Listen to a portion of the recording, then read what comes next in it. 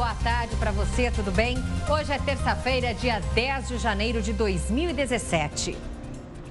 Boa tarde, começa agora mais uma edição do Link Record News e esses são os destaques de hoje. O prefeito de São Paulo, João Dória, instalou telas em volta de um viaduto do centro da cidade. Elas ocultam moradores de rua que estão no local. A medida faz parte da primeira ação do programa Cidade Linda, de mutirões de zeladoria. A gestão Dória afirma que a medida é para a proteção deles. Há cerca de 50 moradores de rua abrigados no espaço e eles disseram não saber o motivo da instalação das telas. A prefeitura diz que a ocupação do espaço embaixo do viaduto é cercado por telas, é provisória e que a Secretaria Municipal de Assistência e Desenvolvimento Social está atuando para que os moradores aceitem os encaminhamentos da rede de assistência social. Você concorda com essa medida da prefeitura da maior cidade do país? É o que a nossa enquete de hoje quer saber. Para votar, entre nas redes sociais, use a hashtag LinkRecordNews. Agora vamos aos destaques de hoje. Crise nos presídios. Força Nacional chega a Boa Vista, em Roraima, e a Manaus para amenizar problemas e reforçar a segurança. Em Minas Gerais, 14 pessoas já morreram nos últimos dias por suspeita de febre amarela e dezenas de pacientes estão com suspeita da doença em vários municípios do estado. Tabagismo custa $1 trilhão e vai matar 8 milhões de pessoas por ano no mundo. Divida a sua opinião com a gente, participe do nosso jornal, porque começa agora a segunda edição do Link Record News.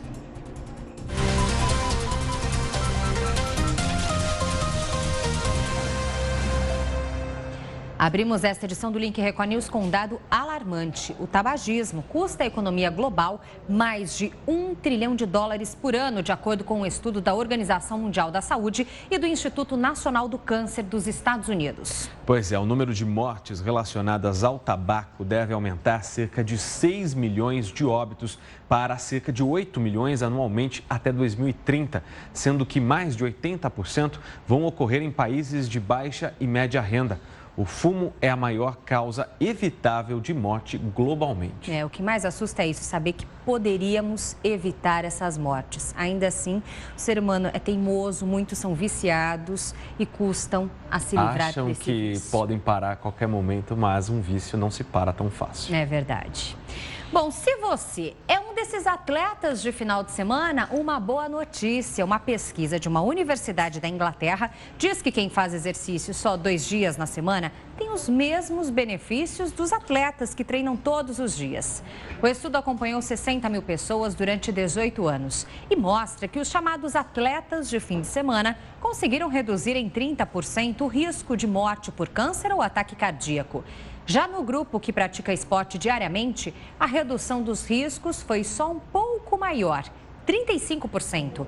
A pesquisa reforça que mais importante do que a frequência é a prática de pelo menos 2 horas de atividade física por semana. Vale lembrar que quem pratica um pouco de atividade todos os dias, certamente vai sentir menos dor nos dias seguintes do que aqueles atletas que praticam intensamente uma atividade aos finais de semana.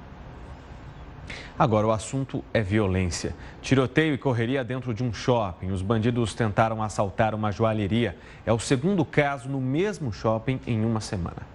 A tentativa de assalto foi numa joalheria desse shopping na praia de Botafogo, na Zona Sul. A gente fica com medo de andar em qualquer lugar. Eu ultimamente tenho andado muito na rua e vejo cada coisa assim desesperadora. A gente fica um pouquinho cauteloso. Eu sempre fiquei um pouco cauteloso aqui no Rio, principalmente. Os criminosos entraram armados na joalheria, mas desistiram do assalto ao perceberem que estavam sendo monitorados pelos seguranças. Os bandidos conseguiram escapar. Durante a fuga, já aqui do lado de fora, eles deram pelo menos 3 disparos para o alto. Um dos tiros atingiu a parede de vidro que fica bem perto da escada rolante. Por sorte, ninguém se feriu. O cinema continuou com funcionamento normalmente, mas alguns lojistas, por questão de segurança, tiveram que fechar as portas mais cedo. Imagens de câmeras de segurança estão sendo analisadas pela polícia. Buscas estão sendo realizadas para identificar e localizar os criminosos. Essa é a segunda tentativa de assalto à joalheria em shopping em poucos dias. Na semana passada, o policial militar Jefferson Cruz morreu numa troca de tiros com ladrões que tentaram roubar uma loja de joias na Tijuca, na Zona Norte. Um casal também se feriu. Um dos suspeitos já está preso. O outro foi identificado, mas está foragido. A polícia está em busca dos outros 4 suspeitos de envolvimento no crime. As ocorrências de roubos em shoppings têm chamado a atenção da Polícia Militar. E por isso, nos últimos meses, o policiamento de áreas próximas a esses centros comerciais já foram intensificadas. A Polícia Militar, ela tem investido contra esses criminosos que estão, sim, encontrando um nicho de mercado no roubo a estabelecimentos comerciais no interior de shoppings. Bom, além do risco pela criminalidade, temos também outros perigos nessa estação do ano. O verão no litoral gaúcho já registra 17 casos de afogamentos por dia. Até agora, são 10 mortes, Pedro. E é bom ficar atento aos sinais de perigo. Salva-vidas registraram o resgate de um surfista que foi arrastado por uma corrente no mar. As imagens mostram o mar bastante agitado. O surfista no canto da tela foi arrastado pelas ondas e não consegue voltar. A equipe de salva-vidas usa o helicóptero para fazer o resgate e consegue evitar o afogamento. Apesar do susto, o surfista está bem. A maior parte dos afogamentos acontecem por imprudência do banhista. Ele acaba adentrando ao mar e um repuxo acaba levando ele para um local mais longe.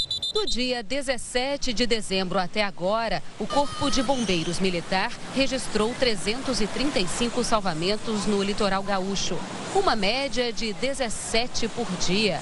Desde que começou o verão, já morreram 10 pessoas. O litoral gaúcho tem uma característica que exige ainda mais a atenção dos banhistas. O mar aberto deixa as correntes mais fortes, o que facilita a formação de valas e buracos na areia. É por isso que é comum a gente encontrar salva-vidas perto da água, mesmo quando não há vítimas. No contato verbal, a gente já consegue passar para as pessoas o local mais perigoso. Ao longo de toda a orla, o Corpo de Bombeiros Militar mantém mais de 300 guaritas. Os 1.049 homens que ocupam as torres são treinados todos os anos antes do verão começar. Me sinto mais segura sabendo que eles estão aqui e a gente escuta o apito, né? E ladrões usaram um caminhão roubado para interceptar um carro forte em Morretes, litoral do Paraná. O motorista do carro forte foi obrigado a parar e os seguranças tiveram que descer. Depois disso, o veículo foi explodido e todo o dinheiro roubado. Os ladrões conseguiram fugir e um homem que passava pelo local acabou baleado, mas sobreviveu. 2 pessoas foram presas enquanto recolhiam dinheiro que ficou espalhado na estrada. E a polícia prendeu traficantes que alugaram uma mansão em uma praia gaúcha. A suspeita é que os criminosos estejam saindo das comunidades de Porto Alegre para praticar crimes no litoral. Para passar férias com a família ou amigos, os criminosos ostentam, alugam casas luxuosas, pagas com dinheiro do crime. Pessoas que não têm renda declarada, alugarem bens e possuírem veículos, por exemplo, de altos valores, essa conta não fecha. Esta, por exemplo, foi usada por Vladimir Cardoso Soares, conhecido como Chu, que, segundo a polícia, comanda o tráfico na Vila Maria Conceição, em Porto Alegre.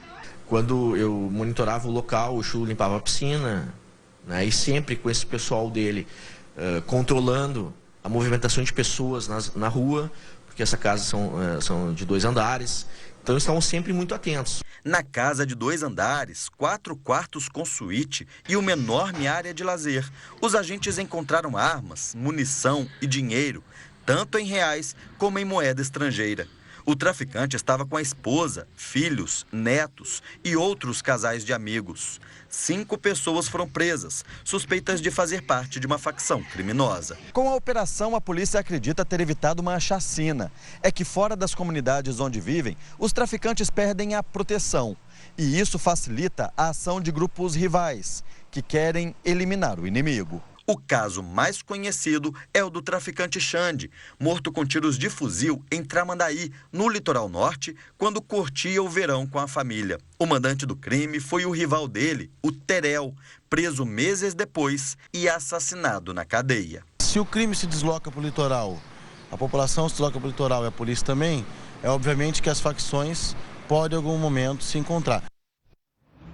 Um jogador de futebol brasileiro vive um drama na Arábia Saudita. Sem receber salários do clube, ele decidiu voltar ao Brasil. Mas quando chegou ao aeroporto, foi impedido de embarcar. Sem dinheiro e sem ajuda das autoridades, ele está morando num hotel.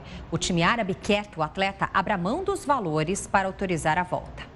Em campo, o meia Herbert fez gols, agradou a torcida. Por tanta dedicação, esperava receber do clube o reconhecimento. Mas, segundo ele, não foi o que aconteceu. Depois de pouco mais de 5 meses defendendo o Al-Shabaab da Arábia Saudita, o jogador ficou sem pagamento. Enviamos uma carta final que, como manda a lei da FIFA, de um prazo de 7 dias, para que eles pagassem todos os salários atrasados e os outros pagamentos, que também não foi atendido. No dia 26, eu já encerrei, não entrei mais em campo para treinar nem para jogar. O clube saudita deve ao brasileiro o equivalente a 7 salários, pouco mais de R$1 milhão. Mesmo sem receber os atrasados, o jogador decidiu voltar ao Brasil.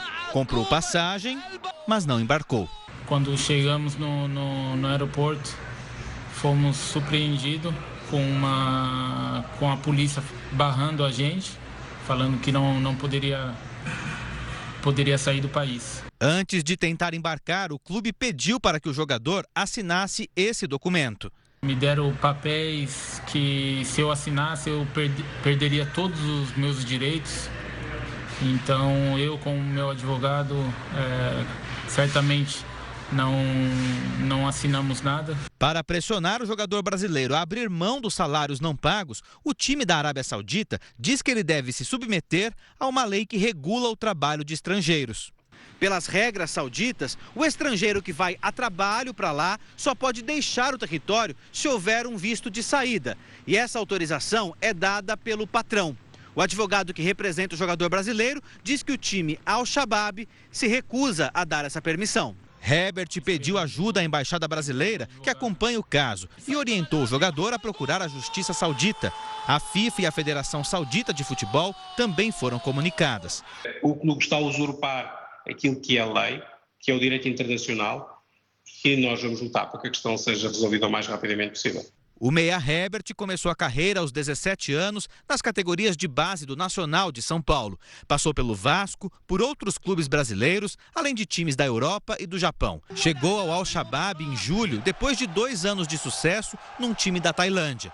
Desde que foi impedido de voltar ao Brasil, está com a esposa em um quarto de hotel em Riad, à espera de uma decisão e com o futuro incerto. Bom, e ainda falando sobre os desdobramentos da crise penitenciária instalada no Brasil, a Força Nacional chegou hoje a Boa Vista, em Roraima, e a Manaus para amenizar a crise nos presídios. Além de equipamentos e armamentos, foram pedidas transferências de presos mais perigosos para presídios federais.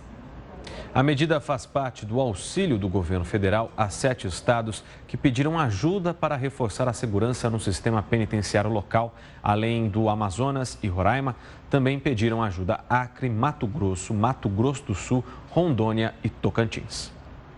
Uma carta de presos enviada quase um mês antes das rebeliões que deixaram 60 mortos denunciava que diretores do presídio permitiam a entrada de armas e drogas na cadeia. A carta é de 10 de dezembro, 22 dias antes da rebelião, no maior presídio de Manaus, onde 56 presos foram assassinados. Entre os mortos, Alcineida Silveira e Gesildo da Silva, que escreveram essa carta para pedir ajuda e denunciar a direção do presídio. O documento foi protocolado no Tribunal de Justiça do Amazonas, 4 dias depois de ser escrito. Em 3 folhas, eles disseram que sofriam ameaças de morte e que o subdiretor do presídio permitia a entrada de armas, drogas e celulares na unidade, além de facilitar a fuga e receber dinheiro de uma das facções criminosas. O que os presos disseram foi confirmado. Eles foram assassinados no dia 1º de janeiro, quando houve o maior massacre da história do Amazonas. Nessa semana, mais uma rebelião em outra unidade, novamente pela liderança nos presídios. A alternativa encontrada pela Secretaria de Segurança Pública para evitar que novas mortes ocorram foi transferir de novo os presidiários. Eles foram levados daqui para uma unidade que fica no interior do estado. Os 20 presos transferidos estão num presídio em Itacoatiara, a 270 quilômetros de Manaus.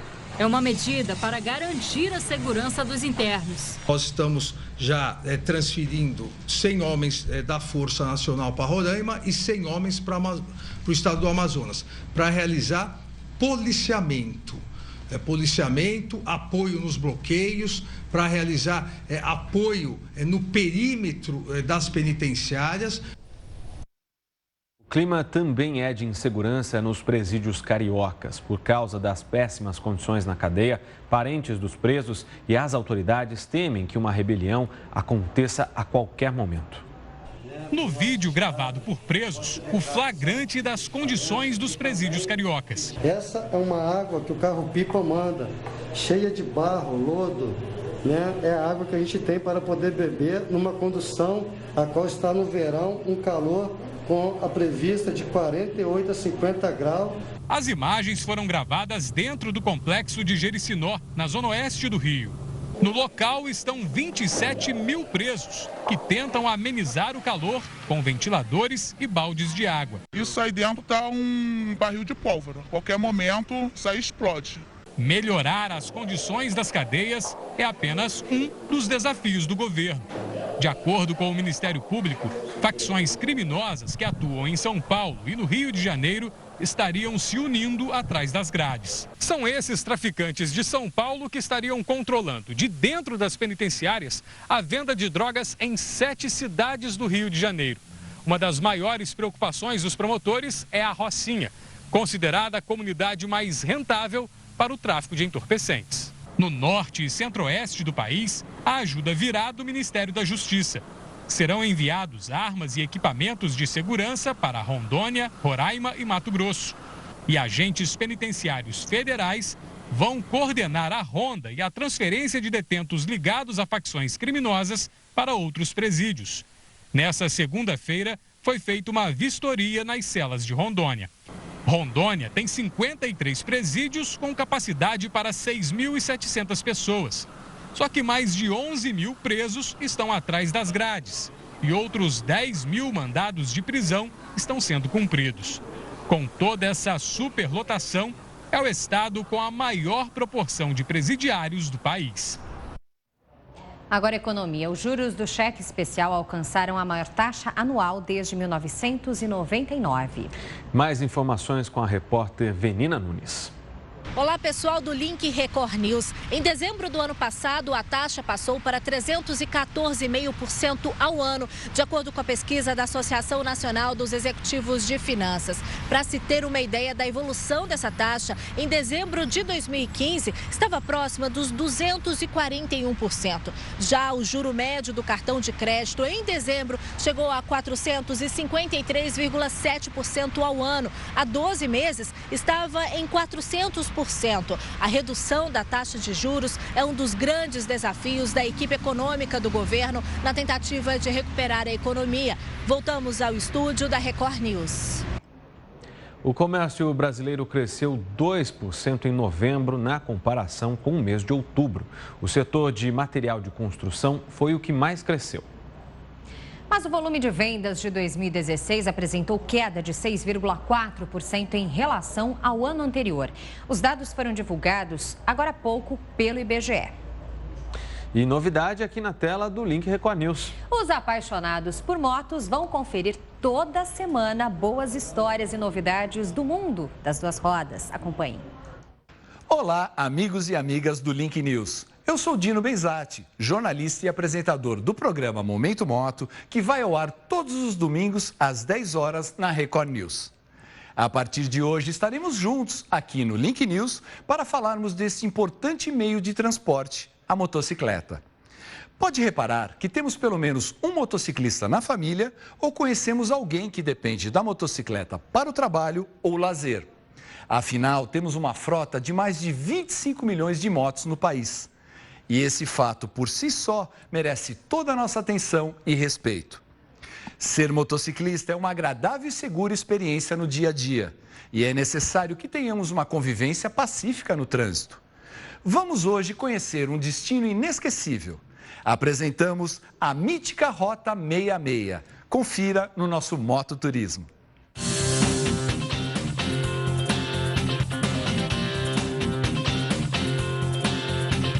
Se você se lembrar das cenas dos filmes Bagdá Café, Easy Rider e Carros, com certeza encontrará em comum a mítica estrada americana, a Rota 66. A Rota 66, conhecida em inglês como US Route 66, era uma rodovia norte-americana do US Highway System, criada em 1926. Tinha como ponto de partida a cidade de Illinois, em Chicago, e passava pelos estados de Missouri, Kansas, Oklahoma, Texas, Novo México, Arizona e terminava na cidade de Santa Mônica, na Califórnia, totalizando 3.944 quilômetros. Mas saiba, viajar no sentido oposto é historicamente incorreto. Dino, é sempre muito emocionante passar pela Rota 66. É a terceira vez que eu passo aqui. E assim, a primeira vez que eu passei, deixei um adesivo. Passo aqui agora, encontrei o meu adesivo colado ali, coloquei outro adesivo hoje. Então, assim, sempre se renova. A Rota 66, ela é mutante, é uma coisa muito gostosa. É como se fosse a primeira vez que eu estivesse passando aqui.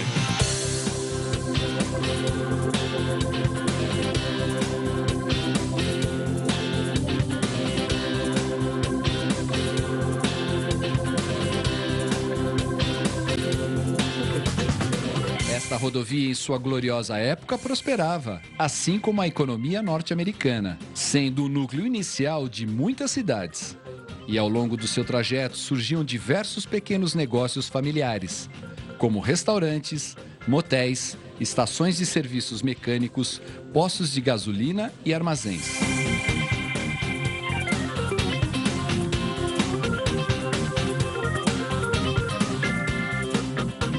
Motel americano, estes hotéis à beira das estradas, surgiu ao lado desta rodovia. Assim como também o primeiro serviço fast food, o McDonald's.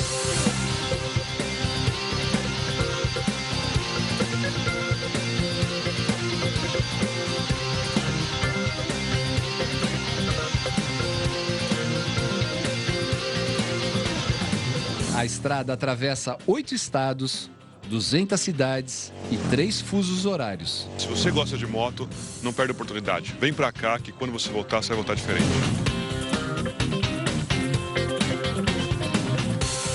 Mas, já na década de 1970, praticamente todos os trechos originais da estrada foram substituídos por rodovias modernas de 4 pistas. E em 1985, deixou de fazer parte do US Highway System.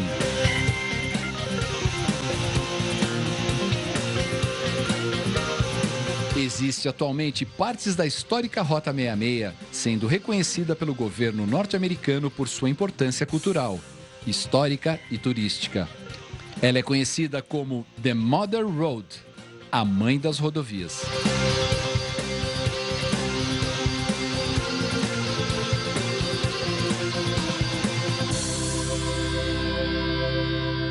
E aqui começa a nossa aventura. Quem curte o mundo das duas rodas já sabe. Viajar de moto é uma das experiências mais gratificantes de toda a vida. Muito mais do que parte de uma paisagem, que é o que normalmente você sente quando está viajando de moto, você se sente parte do tempo. Eu acho que isso é, assim, realmente é indescritível, não tem como explicar. Viemos a Las Vegas, nos Estados Unidos, para conferir. Vamos pilotar daqui até Los Angeles e mostrar para vocês o quanto isso é bom.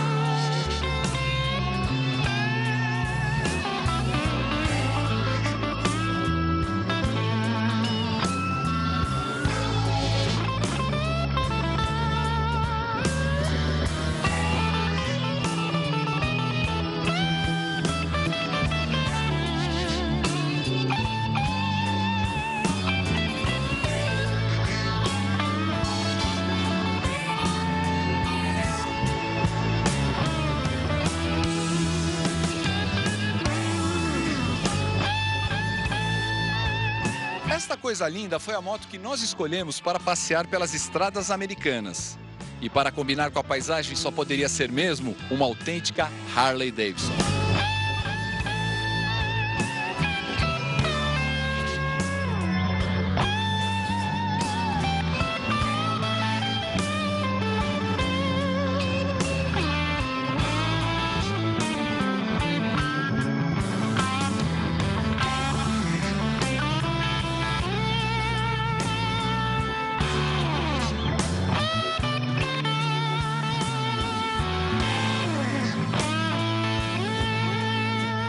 Nossa primeira parada foi na cidade de Oatman, no Arizona, uma autêntica cidadezinha do Velho Oeste. A vida desta pequena cidade começou há 100 anos como um acampamento de mineração. E em 1921 quase foi fulminada do mapa por um grande incêndio. Hoje percebemos que o tempo realmente parou neste lugar.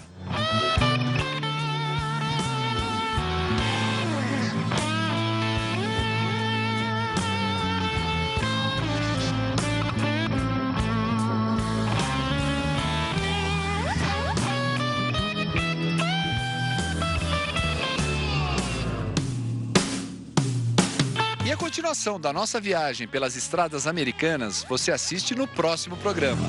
Rota 66, somente aqui no Momento Moto, é claro.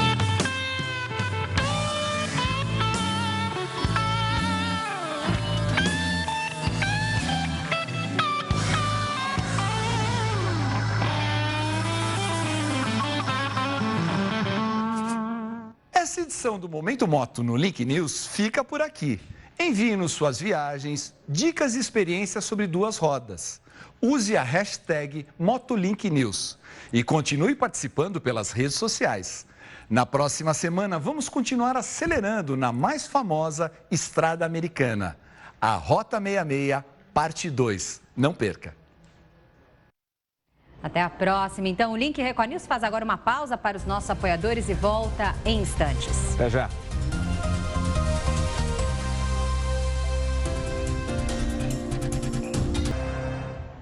3h31 pelo horário brasileiro de verão. Estamos de volta com o Link Record News. O presidente eleito dos Estados Unidos, Donald Trump, rebateu as críticas feitas pela atriz Meryl Streep na cerimônia do Globo de Ouro. Pela internet, Trump diz que Meryl Streep é uma das atrizes mais valorizadas de Hollywood, o atacou.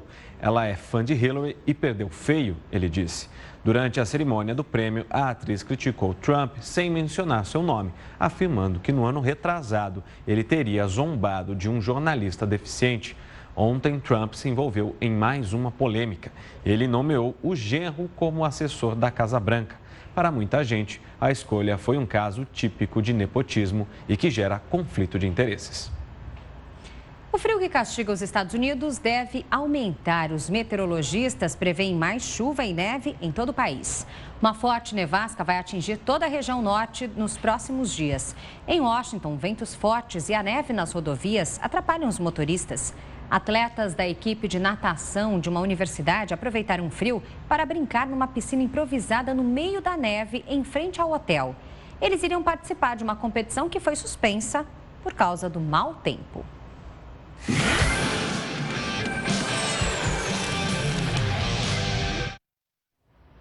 E falando em Estados Unidos, agora a gente vai ao vivo a Miami com a nossa repórter Tina Roma. Tina, boa tarde. Tem atualizações sobre o caso do atirador no aeroporto de Fort Lauderdale?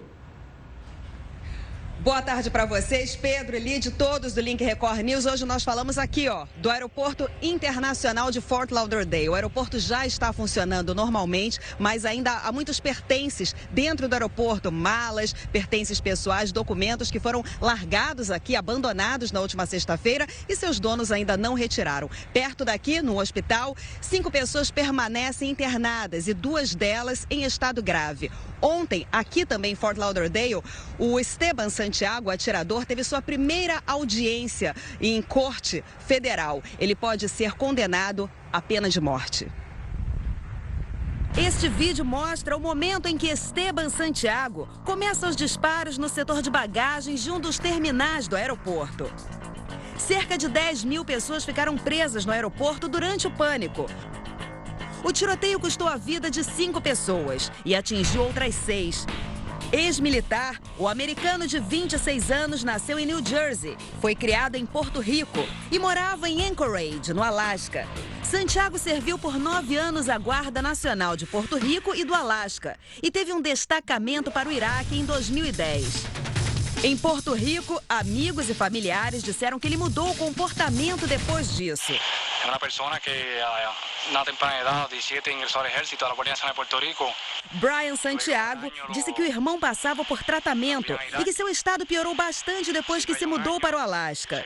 Ele chegou a dizer ao irmão que o governo dos Estados Unidos controlava sua mente e o forçava a assistir a vídeos do Estado Islâmico. A mãe, bastante emocionada, disse que Santiago testemunhou a morte de 2 amigos na guerra. Em novembro, Santiago foi ao escritório do FBI em Anchorage pedir ajuda. Ele teve sua arma apreendida e foi levado ao hospital psiquiátrico. A arma foi devolvida no dia 8 de dezembro, depois de uma avaliação médica apontar que ele não estava mentalmente doente. Ontem, Esteban Santiago foi acusado formalmente e um advogado foi nomeado para representá-lo. 2 das acusações podem chegar à pena máxima, com sentença de morte. A Polícia Federal Americana acredita que Esteban Santiago agiu sozinho e não há indícios de que tenha sido um ato terrorista.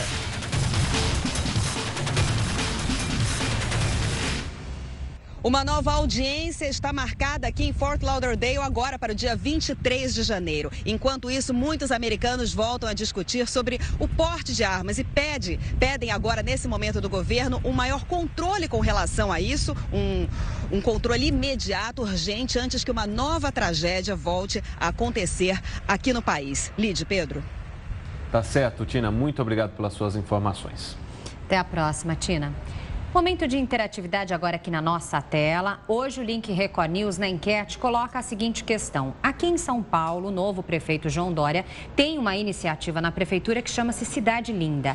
Entre as iniciativas desse projeto, foi colocada aí uma tela verde embaixo de um viaduto na região central, isolando então os moradores de rua que estão abrigados ali naquele local. A justificativa da prefeitura é que isso foi feito para protegê-los. Os moradores, cerca de 50 que ocupam a região, realmente não sabem o porquê da instalação. A prefeitura justifica que isso deve acontecer até que a Secretaria, então, de Programas Sociais faça o encaminhamento desses moradores a um abrigo, a um local mais seguro. Perguntamos se você acha que essa decisão da maior prefeitura do país está correta, se você concorda com isso. Hashtag Link Record News pelas redes sociais para votar e participar, ou ainda participe pelo nosso WhatsApp, DDD 11 95307 1851. Já temos participação. Temos participação, vamos colocar na tela o Fernando de São José do Rio Preto, interior de São Paulo.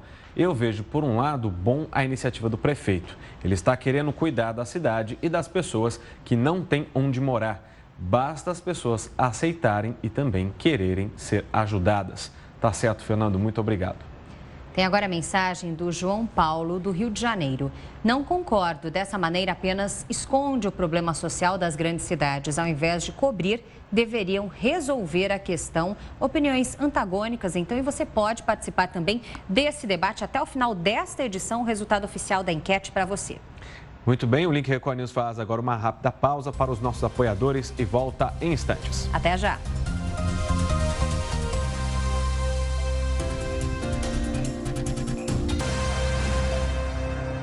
3 horas e 41 minutos pelo horário brasileiro de verão, Link Record News de volta. Você vai ver agora mais um exemplo de desperdício do dinheiro público.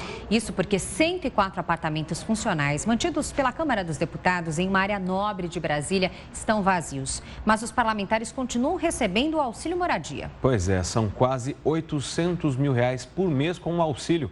E o custo da manutenção dos imóveis passou de 14 milhões de reais no ano passado. 24 apartamentos precisam de reforma. As cortinas fechadas escondem a situação lá dentro. A denúncia é de que alguns imóveis estariam sendo usados apenas como depósito. Na janela, madeira no lugar de vidro. As pastilhas da parede caíram. Aqui dá para ver potes de material para construção amontoados. Há móveis no canto do apartamento ainda embalados. No térreo, infiltração. Na parte elétrica, faltam bocais e lâmpadas. Podia alugar, né? Ou vender para quem precisa, entendeu? Tentamos falar com o porteiro para saber se os imóveis estão abandonados. Os apartamentos estão abandonados? Os prédios ficam em área nobre, numa região central de Brasília. O metro quadrado aqui é um dos mais caros do país e não sai por menos de R$9 mil. Estes são os chamados imóveis funcionais, ou seja, apartamentos destinados à moradia de deputados federais e senadores durante o exercício do mandato. Esse é um dinheiro do Estado que está parado, que deveria ser leiloado e colocado em estrutura como saúde, educação, segurança, que está extremamente precário. Hoje, a Câmara tem 432 apartamentos em Brasília. 324 estão ocupados por deputados, 4 por senadores. Ao todo, são 104 unidades vazias. Somente em 2016 foram gastos por mês quase R$800 mil com o auxílio moradia para os parlamentares que não ocupam um imóvel funcional. A manutenção dos apartamentos custou R$14.500.000 no ano passado. Somente com serviços de portaria e conservação, a média é de R$800 mil por mês. Cada parlamentar só tem direito a um apartamento e ele não pode ser cedido nem transferido para terceiros. Com o fim do mandato, o imóvel deve ser devolvido em até 30 dias. O presidente do Conselho Regional de Corretores de Imóveis do Distrito Federal diz que o aluguel de cada um destes apartamentos custa em média R$5 mil.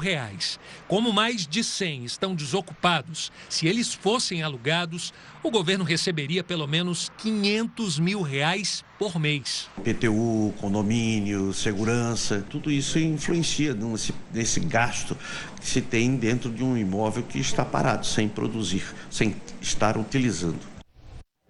A Câmara dos Deputados informou que existem 24 apartamentos sem condição de ocupação no momento e, por isso, são usados como depósito de imóveis e eletrodomésticos. Segundo a Câmara, trata-se de uma questão de economia, porque, do contrário, teria que pagar aluguel para guardar esse material. Minas Gerais investiga possíveis casos de febre amarela hemorrágica. Em 5 dias, foram 14 mortes suspeitas. 16 casos em 15 cidades das regiões Norte e Leste deram positivo para a febre amarela. 23 estão em investigação. São chamados de casos prováveis. Primeiro ponto, intensificar a vacinação casa a casa nas áreas rurais dos 15 municípios. Além disso, nós estamos sensibilizando as equipes de assistência para o diagnóstico e também iniciando as operações de bloqueio de vetor nessas regiões. As 14 mortes aconteceram nos últimos 5 dias. Todos os pacientes são homens, adultos e moradores de áreas rurais. A Secretaria de Saúde deu alerta em 15 municípios. Todos devem se vacinar. Quem mora em Ladainha, no norte, correu para os postos de saúde. Foram 1.300 vacinações em apenas 48 horas. Agentes de saúde recolheram um macaco morto no interior de Minas, o que levantou a suspeita de febre amarela silvestre. São sintomas comuns de outras viroses, né? De uma virose comum, de uma dengue, de um resfriado. Esse paciente, depois de 3, 4 dias, ele começa a ter uma recaída, ele começa a evoluir com febre de novo, a febre volta e, principalmente, ele começa a amarelar a pele, que é uma icterícia. Aí, a evolução normalmente é rápida dessa febre hemorrágica, em torno de 12, 24 horas, o paciente pode vir a óbito. O Link Record News faz uma pausa para os nossos apoiadores e volta em instantes. A seguir, você vai ver os bastidores das celebridades com a nossa colunista Débora Bresser. Até já.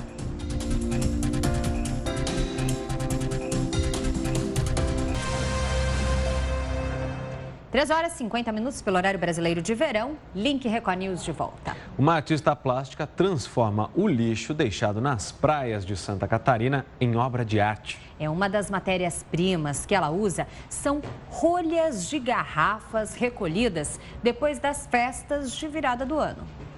Muita gente deixa para trás as rolhas garrafas e até as taças usadas no brinde. Foi o que aconteceu em Balneário Camboriú. Segundo a prefeitura, depois da festa da virada do último dia 1º, 150 toneladas de lixo foram recolhidas da Praia Central. Numa caminhada de mais ou menos 2 horas, a Arlene, que é artista plástica aqui na cidade, conseguiu recolher mais ou menos 300 rolhas. E isso foi só um pouquinho do que você encontrou na praia, Arlene? Foi só um pouquinho, porque tinha muitas rolhas, muitas garrafas. E o pessoal, quando estoura uma garrafa no Réveillon, ele não imagina ali que eles também estão poluindo a nossa praia. No Réveillon de 2015 para 2016, a Arlene e os agentes de limpeza da praia conseguiram recolher quase 2.000 rolhas, que foram transformadas em 3 obras de arte. E essa mesa, reciclada. Esse é o resultado de quem vê no lixo uma possibilidade de mudar o comportamento das pessoas e conscientizar para a importância de cuidar mais do meio ambiente, principalmente do oceano. Eu acredito no planeta, eu acredito nas pessoas, acredito na minha cidade, amo de paixão a minha cidade e por isso tenho esse projeto Salve os Oceanos, que ele conscientiza realmente para cuidar da nossa orla, do nosso mar e da nossa areia. E que bacana que há esse destino consciente para as rolhas. Ontem a gente mostrou aqui no link Record News o caroço do açaí virando banco de escola. Que bom, né? Se cada um começar a ter uma iniciativa bacana nesse sentido, menos lixo no mundo, mais objetos aí e utensílios úteis realmente para a nossa vida real. Uma vida mais sustentável, né? Muito mais sustentável. Bom, a gente convida agora a nossa colunista do Portal R7, Débora Bresser, para falar sobre os bastidores das celebridades. Débora, boa tarde. Boa tarde, Lídia. Boa tarde, Pedro. Olha, coincidência ou não, menos de 24 horas depois do Brad Pitt ter sido ovacionado por seus colegas no Globo de Ouro, o casal Jolie e Brad Pitt, pela primeira vez, eles fizeram um comunicado a respeito do divórcio. Foi a primeira vez que eles se manifestaram oficialmente, de maneira conjunta. Por quê? Porque lá no Golden Globe ele foi ovacionado, as pessoas adoraram. E isso foi interpretado como se os colegas ali da área cinematográfica tivessem pendendo para o lado dele nessa história toda da separação. E aí eles hoje fizeram esse comunicado onde eles falam que todos as decisões a respeito do casal, de tudo que for falado sobre o divórcio, o que for decidido, principalmente a respeito das crianças, vai ficar sob sigilo. Porque há algum tempo atrás o Brad Pitt tinha ficado um pouco bravo, parece que a Jolie estava contando algumas coisas ou instigando as pessoas a falarem algumas coisas a respeito das atitudes dele com relação aos filhos.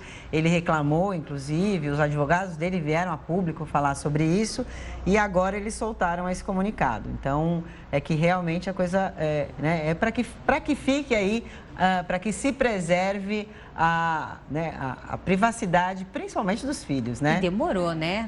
Até que esse comunicado mostrando a civilidade viesse a público. Eles falam no comunicado, por exemplo, os pais estão comprometidos em trabalhar de forma conjunta em prol da recuperação e reunião da família.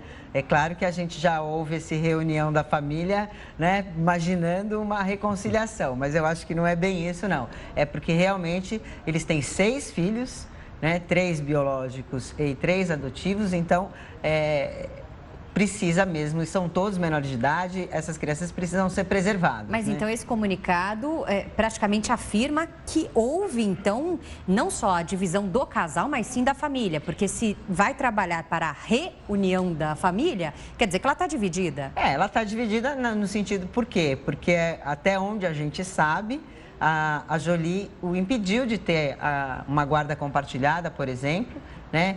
E segundo falaram aí nesse período todo que eles já estão separados, ele teria sido impedido de ver os filhos, inclusive. Então, eu acho que agora, pelo jeito, a coisa vai ficar um pouco mais civilizada e eu acho que é importante também, eles são muito famosos, né? E é muito difícil realmente você preservar aí a privacidade de uma família como essa. Mas quando você tem 6 crianças envolvidas, 6 menores de idade, tudo que se fizer, né, para se preservar essas crianças, está valendo, né? Então, não sei se a Jolie sentiu ali o pessoal mais pendendo para o lado do Brad, mas de qualquer maneira eles resolveram aí falar e tomar essa iniciativa e fazer pela primeira vez um comunicado conjunto a respeito da separação. Então, é um ponto positivo, né? Ponto positivo principalmente para as crianças, né? Que continuam com mães e pais depois da separação. Esse caso não vai ser diferente. Não tem ex, né? Não tem ex-mãe nem ex-pai. Então é bom que eles realmente se entendam. Vamos aguardar aí, porque esse é o tipo de separação que ainda vai ter, né? A gente vai acompanhar aí esse desenrolar. Mas essa já acho que foi um bom capítulo, de qualquer maneira, né? Mas a gente tem destaque também nas passarelas, não, Débora? Pois é, na verdade, uma agência americana de estatísticas revelou que a Adriana Lima é a Angel mais influente entre as Angels. Quem são as Angels? São as modelos que desfilam para a Victoria's Secret.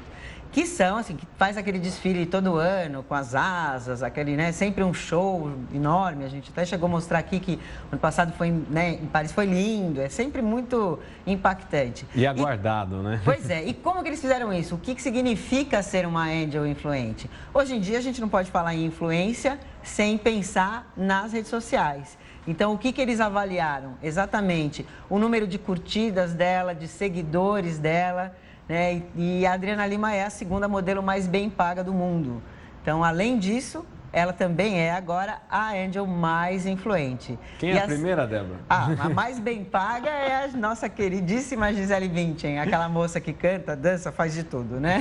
É mãe ainda, né? Pois é maravilhosa, que a gente mostrou aquele vídeo dela lindo cantando, né? E a segunda Angel mais influente também é brasileira, é a Alessandra Ambrosio.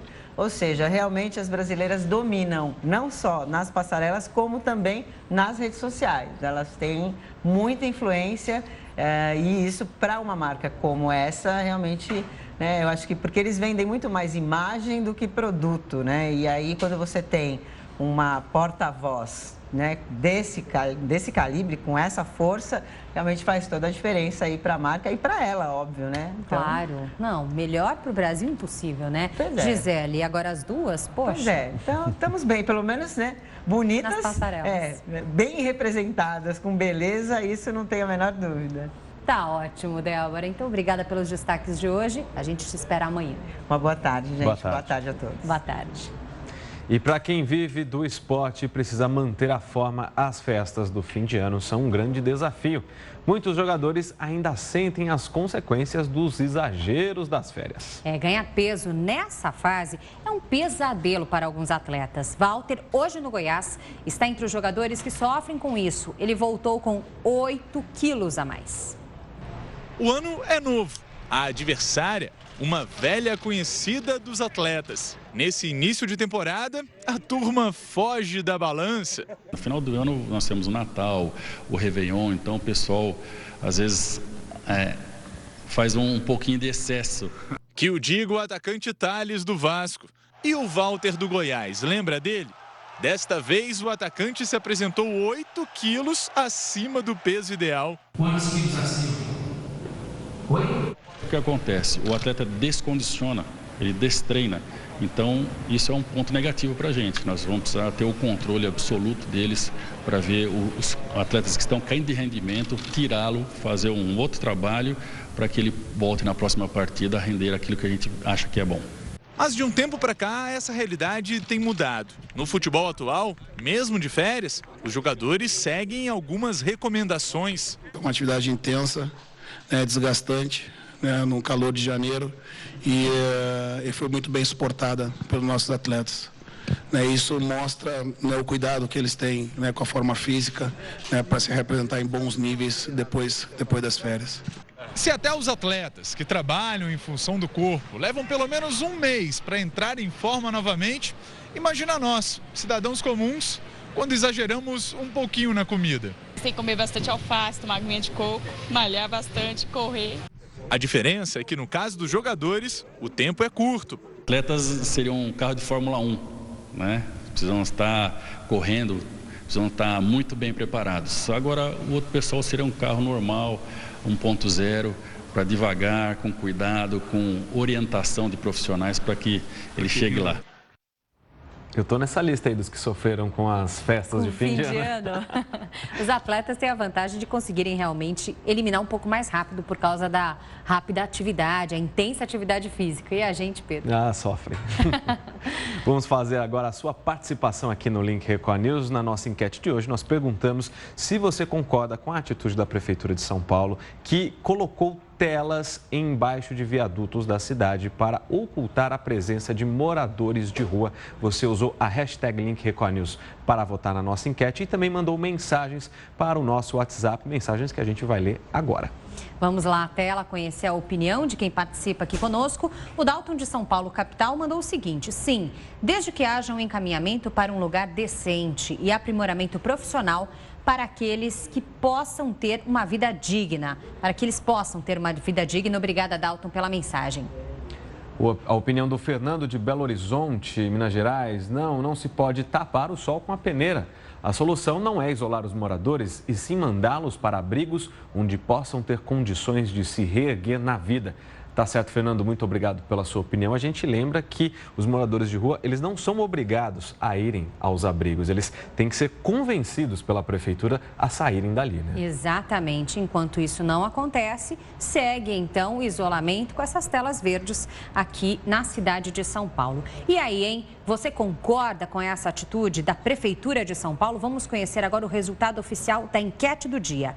Na tela você acompanha comigo o resultado oficial. 44% dos nossos internautas votaram que sim, concordam com essa atitude da Prefeitura. 56% discordam da decisão. Agradecemos aqui a todas as participações. Lembrando que amanhã tem novo tema aguardando a sua participação.